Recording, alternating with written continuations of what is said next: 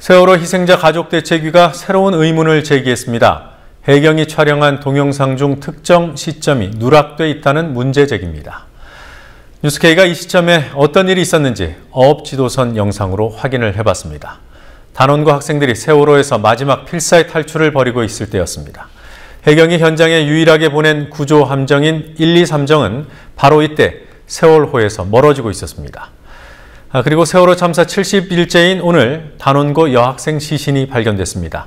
사망이 확인된 희생자는 모두 293명으로 늘었고 실종자는 16일 만에 1명이 줄어서 11명이 됐습니다. 취재 PD 연결합니다.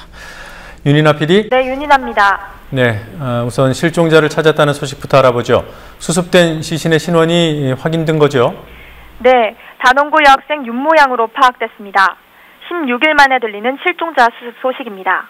윤 양은 오늘 새벽 1시 세월호 선체 4층 중앙 통로에서 구명조끼를 착용하지 않은 채 발견됐습니다.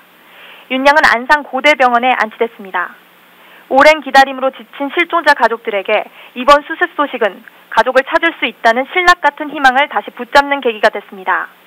이로써 세월호 실종자는 11명이 됐습니다. 자, 세월호 가족대책위와 변호인단이 해경 동영상에 의문을 제기했더군요. 특정 시간대 영상이 없다.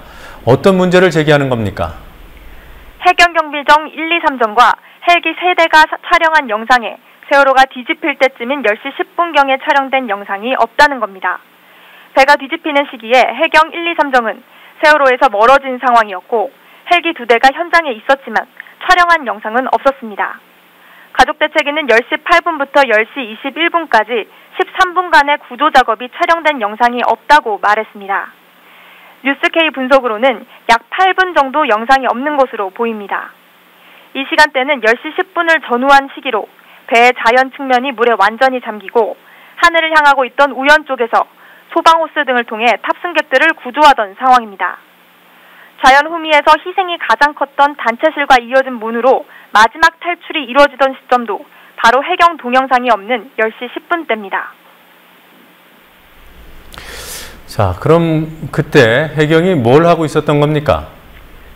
당시 상황을 보여주는 해경의 영상이 없기 때문에 어업 지도선에 찍힌 영상을 토대로 분석을 해보자면 헬기 2대가 세월호 우연 상공에서 제자리로 있는 것을 볼 수 있습니다. 헬기가 이때 어떤 구조 활동을 했는지 영상이 없어 정확히 알 수는 없으나 구조 활동을 했어도 이미 탈출한 승객을 구조 바스켓에 실어 헬기로 올리는 정도였을 것으로 추정됩니다. 수상 구조 활동을 벌이던 123정도 문제입니다. 배가 뒤집히는 시점에 123정은 오히려 뒤로 물러나고 있는 모습이 어업지도선 영상에 포착됐습니다. 당시 어업지도선은 후미 자연 쪽에서 단원고 학생들을 구조하고 있었습니다. 마지막 탈출이 이뤄지던 이 시점에 해경 함정은 뒤로 빠졌던 겁니다.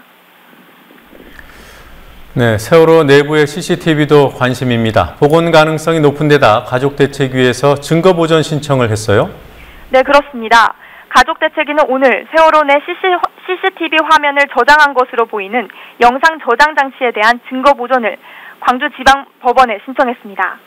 영상 저장 장치는 지난 22일 세월호 3층 안내데스크에서 발견됐습니다. 세월호는 객실과 기관실, 식당 등을 포함해 안팎에 64대의 CCTV가 설치돼 있어 영상 저장 장치를 복원해 확인한다면 세월호 침몰의 정황을 밝힐 수 있습니다. 가족대책위는 오늘 진도군청에서 영상 저장 장치가 세월호 침몰 과정과 선원들의 탈출 과정, 해경 구조 과실에 대한 중요한 증거가 될 것으로 보고 있다고 말했습니다. 가족대책위는 복구와 분석 작업에서 의혹이 없어야 한다며 가족대책위와 범대본, 검경합동수사본부가 모두 참여한 상태에서 부식 방지 조치를 취할 예정이라고 밝혔습니다. 네, 세월호 승무원에 대한 재판이 어떻게 진행되는지도 좀 알아보죠. 오늘 세 번째 재판이 진행됐어요? 네, 맞습니다. 오늘 광주지법에서 세월호 선장과 선원 등 15명에 대한 공판 준비 절차가 마무리돼 사고 원인을 규명하는 본격적인 공판 절차가 진행됐습니다. 재판부는 안산 단원고 생존 학생들에 대한 증인신문을 7월 28일부터 30일까지 수원지법 안산지원에서 비공개로 진행하기로 했습니다. 생존자 가족들은 세월호 재판 과정에 적극적으로 참여할 의지를 밝힌 바 있습니다. 재판부는 학생들을 법정이 아닌 별도의 영상 증언실에서 진술하게 해 피고인과 검사, 변호인들과 접촉하지 않도록 할 계획입니다.